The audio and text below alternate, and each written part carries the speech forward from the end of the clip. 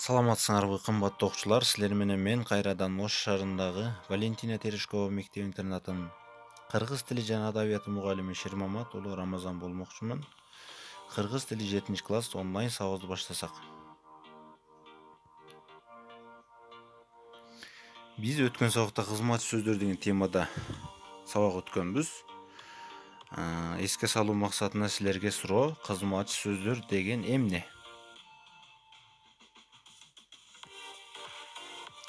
Туура, кызматчы сөздөр деп өз алдынча турганда эч кандай лексикалык маанини билдирбеген сүйлөмдөгү сөздөр менен бирге айтылып, тиешелүү болуп турган сөзгө кошумча маани берген, сөз менен сөздү, сүйлөм менен сүйлөмдү байланыштырып турган сөздөр кызматчы сөздөр деп аталат деп өткөнбүз. Кызматчы сөздөр берген маанилерине карай 4 топко бөлүнөт. Алар менен да бир сыйра таанышкансыңар кыскача. Жандооштор, байламталар, бөлүкчүлөр, модал сөздөр деп өткөнбүз. Бүгүн жандооштор бөлүмүнө өтөбүз. Бүгүнкү сабагыбыздын темасы жандооштор. Сабактын максаты менен тааныша кетсек, жандооштор кызматчы сөз экенин билесиңер, жандооштор жөнүндө маалымат аласыңар.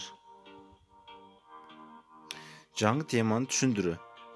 Жандооштор деп өз алдынча турганда лексикалык бир маанини билдире албаган, сүйлөмдөгү сөздөрдү өз ара байланыштыруу үчүн кызмат кылган же аларга кошумча маани берген кызматчы сөздөр жандооштор деп аталат. Мисалы: Асан шаарды карай кетти.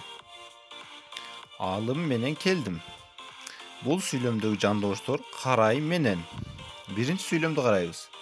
Шаар деген зат атооштун табыш жөндөмөсүндө турушу карай деген жандоошко байланыштуу. Анын табыш жөндөмөдө турушун карай деген жандоош байланыштырып турат. Ал эми экинчи сүйлөмдү карайбыз. Экинчи сүйлөмдө алым деген сөздүн атоош жөндөмөдө турушун кийинки айтылган менен деген жандоош талап кылып турат. Эгерде бул сүйлөмдөрдөгү карай, менен деген жандоошторду алып салсак, Асан шаарды кетти. Алым келдим болуп байланышсыз, түшүнүксүз айтылар эле. Ошондуктан кай жака, кайда кетти, шаарды карай кетти, ким менен келдиң, алым менен келдим деген гана туура, байланыштуу айтылат.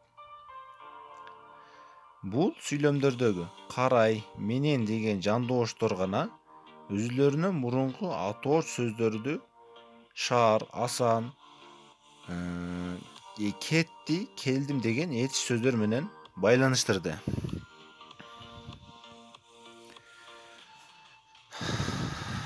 Анда эмесе алган билимди бекемдөө максатында көнүк иштейбиз. Төмөнкү сүйлөмдөрдү дептериңерге жазасыңар жана жандооштордун алдын сызасыңар.